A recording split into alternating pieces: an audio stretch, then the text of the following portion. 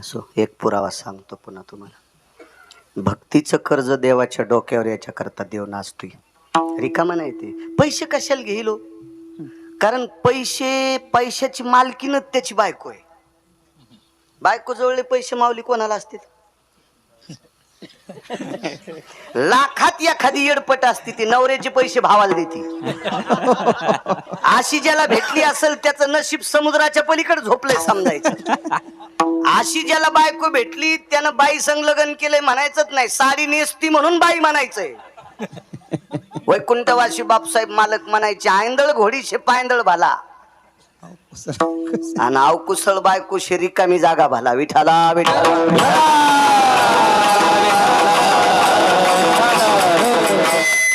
एकदा आम्ही माळेगावून घोडी आणली, त्याला पैसे दिले 3.5 लाख रुपये. म्हणलं घोडी देऊ. ते म्हणलं चांगली घोडी. ते म्हणलं पैसे तुला देतो पण लाख रुपये ठेवतो, मी चलून पाहिन. 3 चाली असल्या तर वरचे लाख देईन, नाही तर ते घेऊन येईन तुला घोडीने आणून घालीन. घोडीला 3ही चाल्या होत्या. बारकी होती, मधली होती, मोठी चाल होती. मोठी चाल चांगली होती, 45च्या स्पीडनं पळायची. हातातल्या तांब्यातलं पाणी सांडित नव्हती, पण लोंबकळलेल्या बोरी खालून जात होती. हो. चांगल्या बोरीला काटे आले, मी आखडायलो तरी बोरी खालून गेली. मी उडी टाकली तर थोतर वाचलं. मग अशा घोडीवर बसल्यापेक्षा पायी पायीच गेलेलं बरं ना. हाय का? आणि इकडचे पैसे भावाला देती. अशा चुडेलनी संग संसार करण्यापेक्षा इदूर राहिलेलं बरं ना. कर्कसे संगती, कर्कशी संगती, कर्कसे संगती, कर्कशी संगती.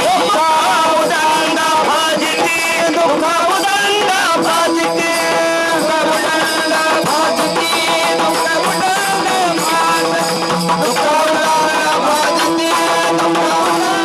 भाजती. कोणाचा पुरावा आहे?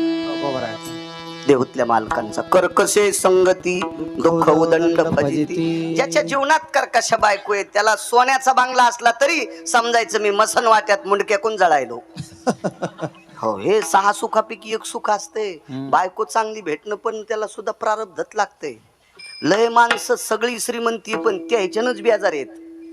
या ते कसा आमचे लोक सरळ सांगतात, नवरा यशनी असल्या बाई बेजार. बाया का इतक्या सोयीच्या का बापा? 69,000 पगार आमच्या मित्राला. रुपड्या राहीन हप्त्यात 3दा हॉटेलला जेवायला. ते म्हणली मी नाही स्वयंपाक करीत. ते म्हणलं मला फाशी घेऊ वाटायली. म्हणलं घेऊ नको, आता पडणार तू याच्यात. आता किती मुसळ खाय, आता ताण घेऊ नकोस, पाप लागत असते. आत्महत्या करू नकोस. विठाला विठाला विठाला.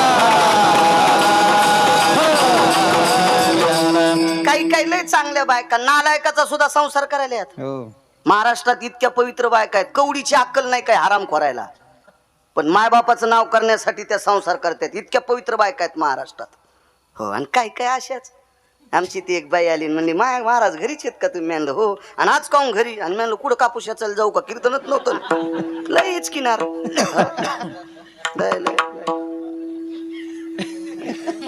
घरचं खळ चोरान नेलं, दुसऱ्याची कंस चोळायली.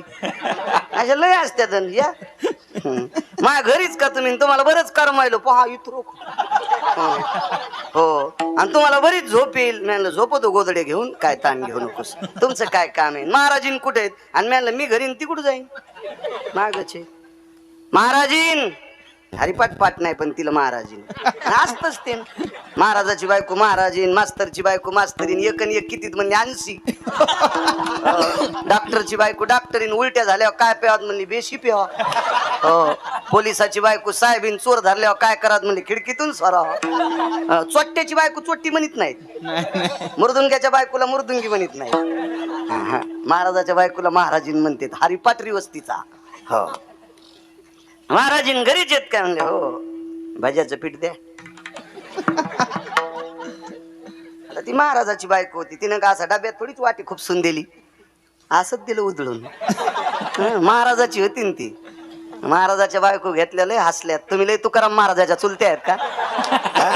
तुमचे तर चेहरे पाहिल्या पाहिल्या कळत आहे. शेजारीन उठायच्या आधीच तिचे फुलं चोरीतात. शेपुड्यातून तुमच्यात काय फरक आहे? हो, ती उठायच्या आधीच फुलं तोडीतील, महादेवाला वाहती.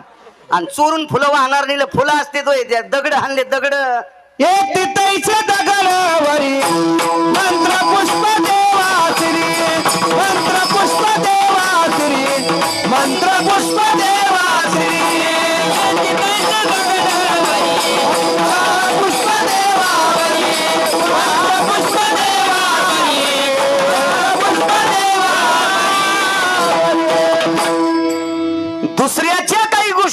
करून किंवा देवाला अमान्य असा जर एखादी पूजा केली तर दगड देवाच्या अंगावर टाकले इतकं पाप लागते.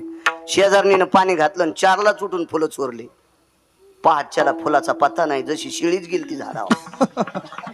काय काय द्वारकाबाईन, काय वत्साबाईन, काय कस्तुराबाईन, काय अंतिकेन, काय बबे, काय चतुरे.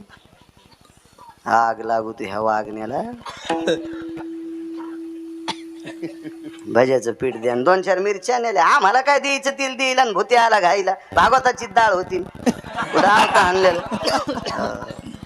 पाचच काम नाही. हॅलो असा पाईप दिलाय मालकानं, काय ताण त्याला. मी जाता जाता विचारलं, जीजी भज्याचं पीठ कशाला? बाप्पा तू चुलता कहाच पेत नाही, आज पिऊन आले तर मला वाटलं जरशे भजेच काढून द्यावा. पाशी जिजी नाही का तारानं पाय बांधून समुद्रात टाकाव. अशा काय काय लय पागल येतात. विठाला विठाला विठाला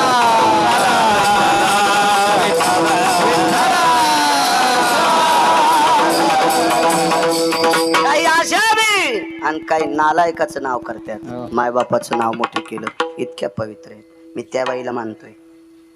जी बाई देवापेक्षा आपल्या नवऱ्याला मानती का त्या बाईच्या मी चपला सगट पाया पडतो.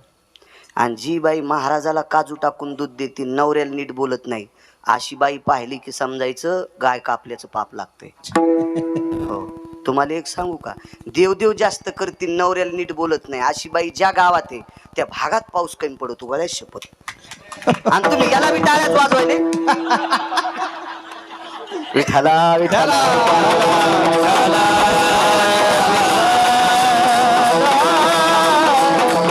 काय अर्थ नाही.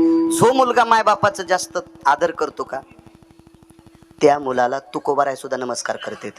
जो मुलगा आई वडिलाचा आदर करतो का त्याला तुकोबाराय आदर करीत नाही, तुकोबाराय त्याच्या पायाच पडते. सांगा पोरा. नमो तया माता पित्याचे पालन, नमो त्या वचन सत्यवती, नमो त्या वचन सत्यवती, नमो तया माता पित्याचे पालन,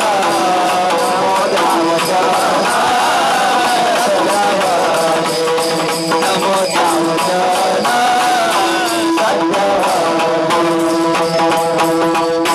वाक्य देऊतल्या मालकांचे.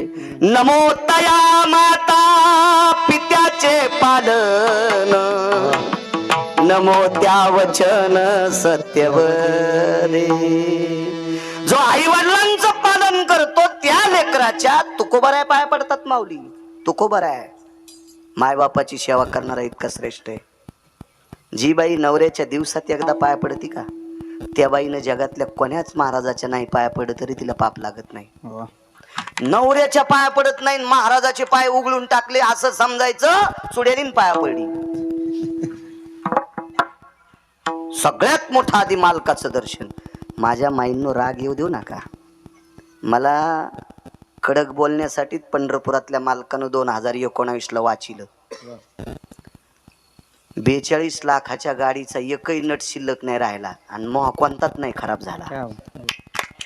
ही माऊली की आपली थोडी ताकद आहे, त्या मालकाची ताकद आहे. देव राखे तया वारील तुला, देव राखे तया वारील तुला, देव राखे तया वारील तुला, देव राखे तया वारील तुला, मोले खाता सीतावन, नमो खाता सीतावन, देव राखे तया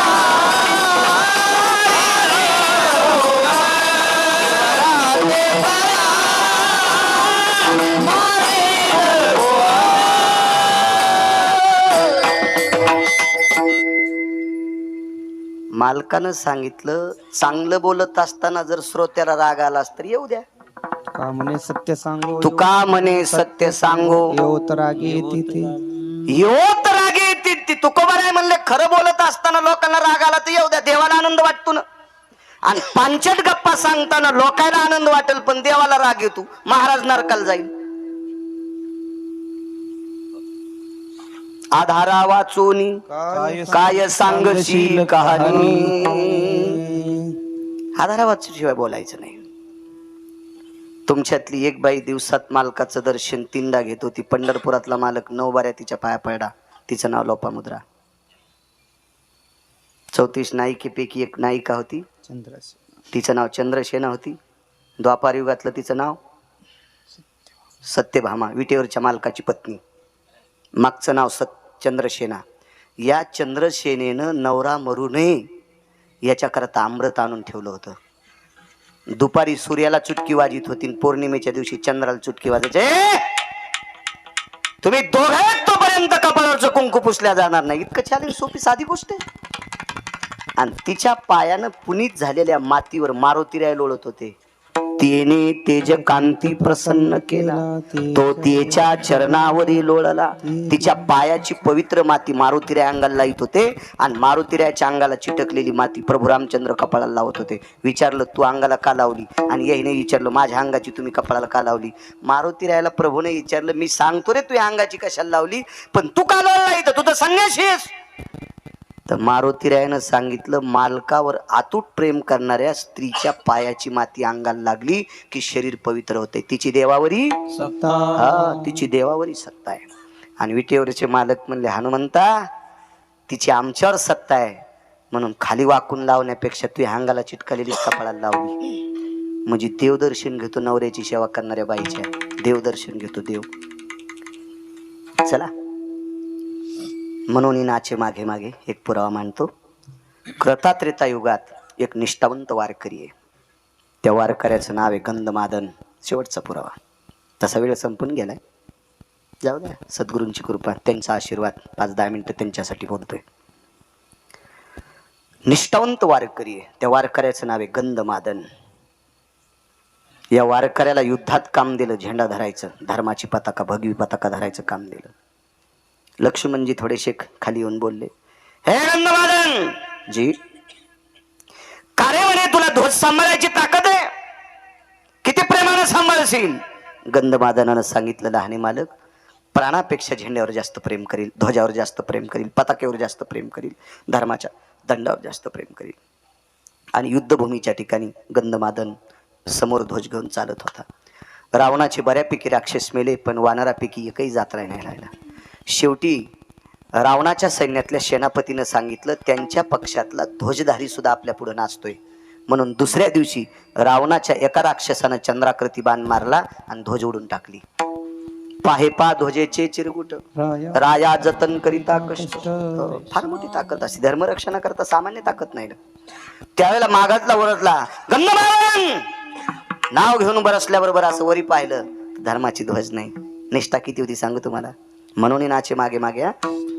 किती नाचतोय देव, किती नाचतोय याचा पुरावा अत्यंत गोड आहे.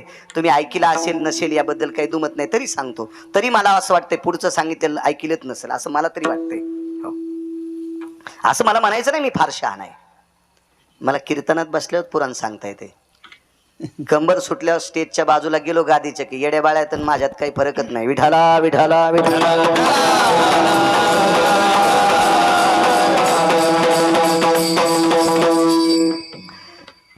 पाहिलं आपली ध्वज तुटली, पण ध्वजाचा अर्ध लाकूड, अर्धा इळू, अर्धा बांबू, अर्धी काडी ती तशीच होती.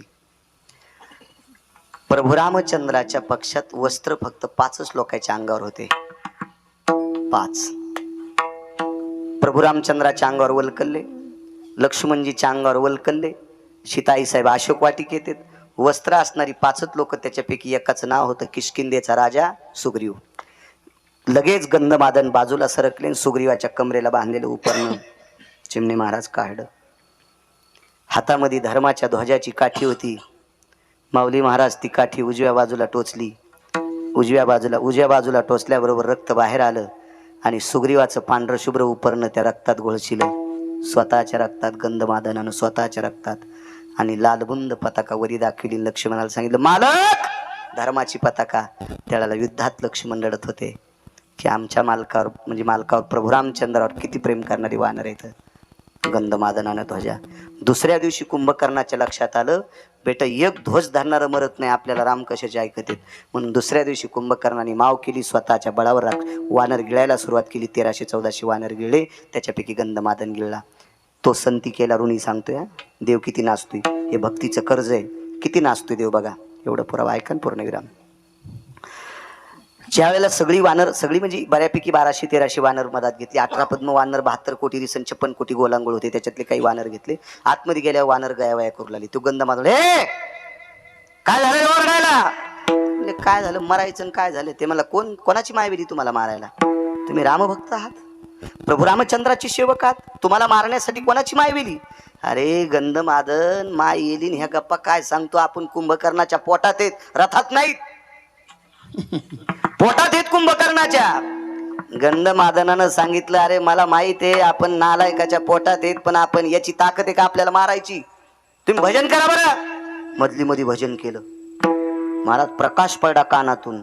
तो प्रकाश नसून रस्ता होता. हाना उड्या, पटपट पटपट पटपट उड्या हाणल्या. आणि कुंभकर्णाच्या लक्षात आलं, शहाणं मधात आहे, शहाणं मधात आहे. हो, शहाण्यानं एक तर पुढं राहिलं पाहिजे, नाही तर मागं राहिलं पाहिजे.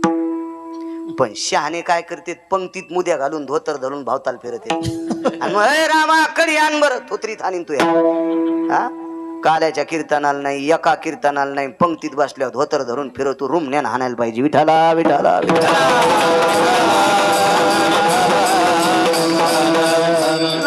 कडे फुगीर काम करणार नाहीत. हा दिसत काम. हा पंक्तीत फलाने होते. एक दिवशी नव्हता पाकिस्तानीयन, फक्त पंक्तीत फिरायला होता. आता काळ बदलला, आता लोक महत्व देत नाहीत. आता जो मोठा पुढे आहे का त्याला लोक मोठ. वानरायच्या नादीतला गुणी महाराज. मोठाले लाकडाला वाटत होतं आम्ही लय मोठाले येतं, पण मोठाले लाकडं कधीच पेटत नसते बारकाले टाकल्याशिवाय. बारकाले लाकडं टाकल्यावर मोठाले लाकडं पेटत असते. म्हणून मोठाल्याला जर पेटायचं असेल तर बारकाल्यासाठी वाक जा. विठाला विठाला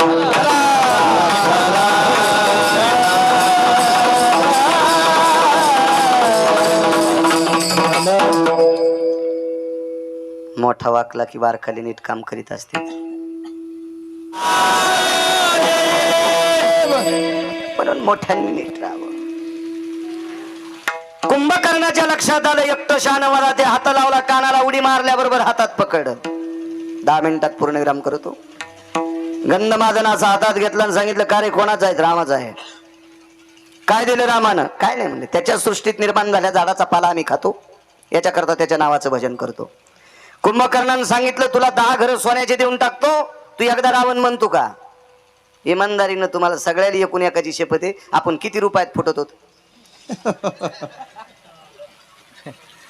15 दिवस दुसऱ्याच्या गाडीत बिल्ला लावून बसला आणि उद्या मतदान, आज संध्याकाळी बंडल आलं की पहाटच फुटला.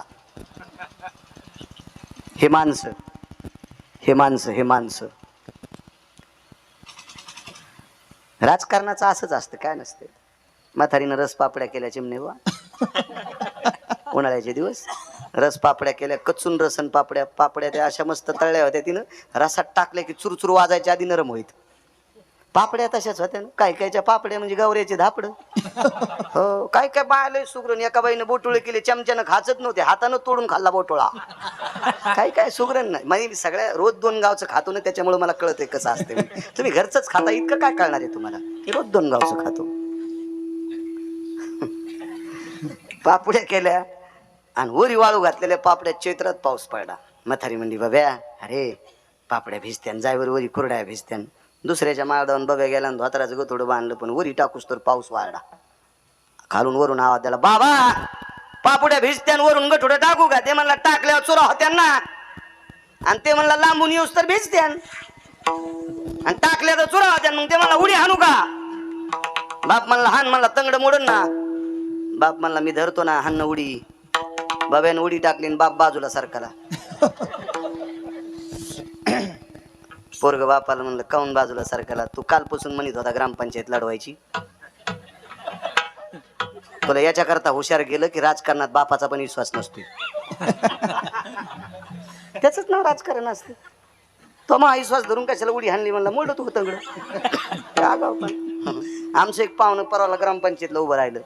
3.5 एकर जमीन, 29 शेळ्या, 14 मशीन, 15 गाई, चट फुकल्या नाशिकला इटा उचलायला गेले. आणि चांगलं गात होतं बरं. मी म्हणलं तू नको याच्यात पडू. ते म्हणलं तुला मग खपतच नाही. मी म्हणलं आता कसं खपायला, उचलायला गाठर आता. विठाला विठाला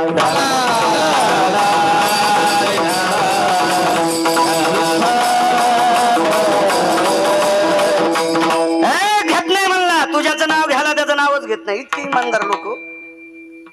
कुंभकर्णानं असं दाबलं, पाणीच निघलं अंगातून. पाण्याच्या थेंबातून राम राम आवाज येत होता. कुंभकर्णाच्या लक्षात आलं, मरायले पण राम राम म्हणते, आपल्याकडे यायला पाहिजे अशी इमानदार माणसं. कोण्या क्षेत्रातली कीच माणसं नसावर. फुटके दुरून माऊली जेवायच्या कामाची नसते.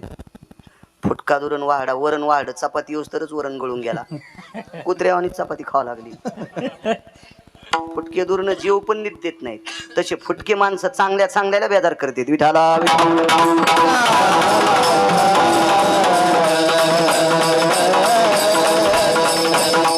लय काय काय फुटके. असं भागवत ऐकतेल, असं कीर्तन ऐकतेल, झालं की लगेच पडदा पेटूस तर बिडी आणतील. पडदा मांडपाचा पेटीला त्यानं इस्तू नाही चुलांगण तिकडे निघून कसा पेटला काय म्हणलं त्याने. बिडी वाढता वाढता इतक्या जोरात सुरका आणला, पुढं जाळ लागला आणि पडदा वाऱ्यान वाटा मंडप फोकला आणि कीर्तनात रडू लागला. रोवण्यानं आणि न देव.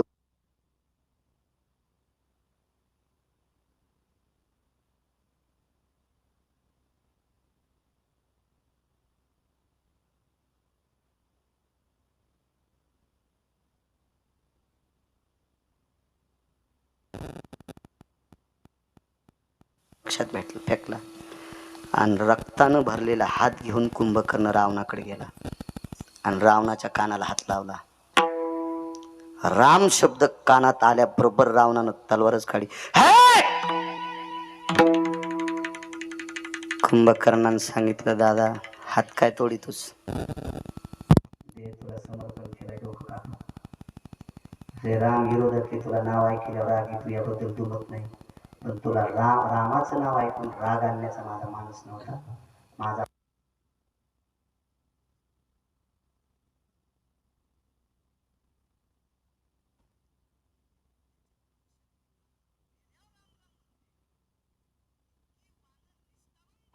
आपल्याला ऐकत नाही. त्याची बायको देऊन टाक, त्याची पत्नी देऊन टाक, त्याची सीता देऊन टाक. हे कुंभकर्णाने सांगितलं. पण चिमणे महाराज कुत्र्याला चंदन लावलं. कुत्र्याला माऊली चंदन लावलं. चंदन ते बी मलयानं चंदन लावलं. तितक्यानं जमन म्हणून बावनिया लावलं. तापलिया तेला बावनी चंदन शनई कबुंद शीतल. उकळत्या तेलाला वरचं पापण वर तया चक्षुपाती लवे निढरिया खालती तव कानामा ज्यायती शीतल स्नेह करी नैवं गांजा कसम लिखितम. वरचं पापण खालच्या पापणाला लागतंय. इतक्या टायमात उकळतं तेल बर्फा इतकं थंड करतं त्याला बावनिया चंदन. आणि कुत्र्याला बावनिया चंदन लावलं आणि बशील कशात? सोन्याच्या पालखीत. तरी आवला भुकतीच. स्वानशिबिके बैसविले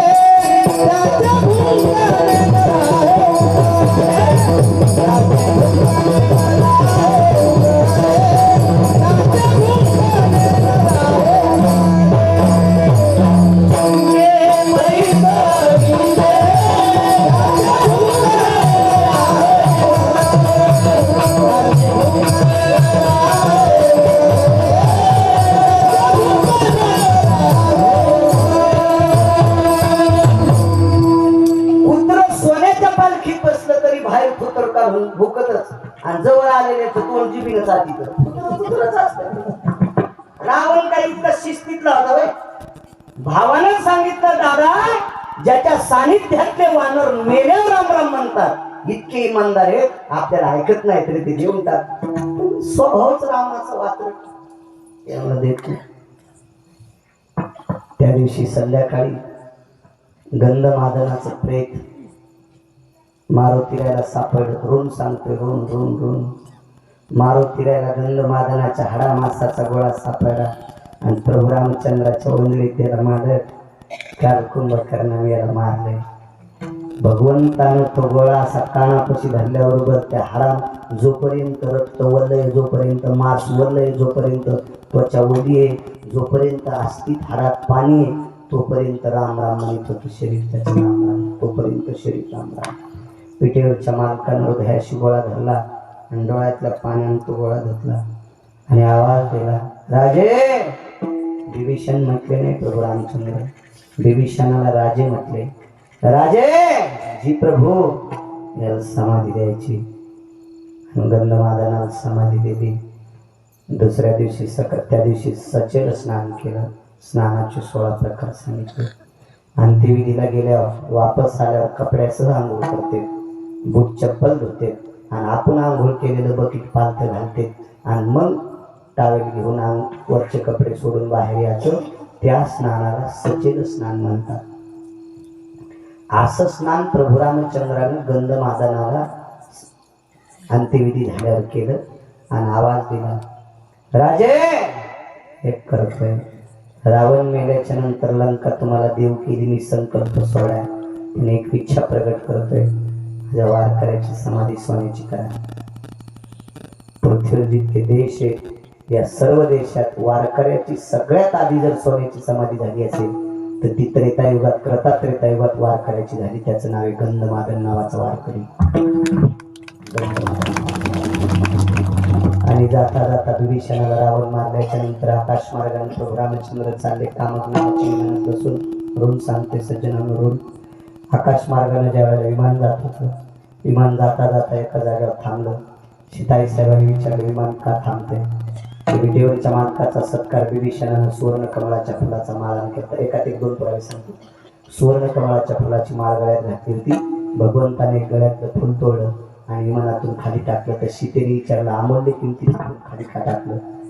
देवानं सांगितलं, सीते, रावण तुला आकाश मार्गाने घेऊन जात असताना ज्यानं स्वतःच्या जीवाचं बलिदान दिलंय त्याचा अंत्यविधी मी इथे केलाय, त्याचं नाव होतं जटायू. म्हणून जगाच्या मालकावर त्याचं कर्ज होतं माऊली. विश्वातल्या पवित्र जगाच्या मालकिनीला नालायकाच्या त्रासातून वाचण्यासाठी स्वतःचा जीव दिला, बलिदान दिले. सामान्य कर्ज आहे, या कर्जातून मुक्त होण्यासाठी जगाच्या मालकानं गळ्यातल्या सुवर्ण कमळाची माळाचं फुल काढलं, त्याच्यात टाकलं. म्हणून नाची मागे मागे. त्याच्या मागचा पुरावा तर इतकं गोड आहे. तर्पणिधी केला 3 दिवस. अहो, एका म्हाताऱ्याला 3 पोरं, म्हातारा मेलं, 3 पोरं वायले निघले. सारख्या जमीन, दोघांनी एक एक पोरगण, एकाला कोणीच नाही. दोघांनी एक एक पोरगण, एकाला कोणीच नाही. ज्याला कोणी नाही ते मेलं. मेल्याच्या नंतर भिंतीला टेकलं. 70-80 एकर जमीन. दोघायला 2 पोर होते, अशी पुतणे होते. चिरल्या 3-3 होते, अशी पुतणे होते. उभे चिरले तर 4 होते आणि आडवे चिरले तर 8 होते, अशी पुतणे होते. इतके जाड जोड होते. मग तुमचं काहीच नाही जाड, असे जाड होते. हो, चिमणीवर तुम्ही काहीच नाही, असे जाड होते ते. आणि दोन्ही पुतणे असे पाहू लागले. माणसं जमले, सोयरे धाडे जमले. आता आंघोळीला प्रेत काढायचं, कपडे काढे प्रेत आंघोळीला काढता येत नाही. पाणी कोण धरायचं, गाडगं कोण धरायचं बाबाजी? मग गावातला एक प्रतिष्ठित व्यक्ती आला आणि त्या बाईला सांगितलं, मला पाणी कोण पाहिजे? म्हणजे 2 पुतणे फुकट पाहिजेत नाही. नवरा भिंतीला टेकल्यावर 100 रुपयाच्या बॉन्डवर नवऱ्याचं प्रेत बाजूला असताना बाईनं अंगठा द्यायला किती दुःख असेल. या देशातल्या पवित्र स्त्रीचे 14 मान संपत्तीत नवरा गेला. 14 मान. पहिला मान संपत्ती नवऱ्याचं प्रेत खांद्यावर घेतलं की एक विधवा स्त्री येऊन तिचं पदानं कपाळ पुशीती, 1 मान जातोय. नवऱ्याला पेटून माणसं दारात लिंबाचा डाकळा घेऊन येते, तोपर्यंत गळ्यातली दोरला आणि पायातले जोडे काढून घेते. 14 पैकी 3 मान सांगितले, 11 पुन्हा कधी पाहू. असे 14 मान ज्या स्त्रीचे जातात, त्या स्त्रीला नवऱ्याचं प्रेत बाजूला असून अंगठा दिला आणि अंगठ्याच्या वरी गावातल्या व्यक्तीने लिहिलं, जो कोणी याला पाणी पाहिजे त्याला 10 एकर जमीन देण्यात येईल. दोन्ही पुतणे वरी दोन्ही पुतणे पाणी पाजायला तयार झाले. इतकी हलकट अवलाद माणसाची. चुलत्याची प्रॉपर्टी घेतल्याशिवाय पाणी पाजलं नाही. ही कोण? माणसं. मला सांगा, जटायूला काय घ्यायचं होतं? जटायूला पाणी पाजलं पाखराला, पण पाखरू साधन होतं. मिरे मिरे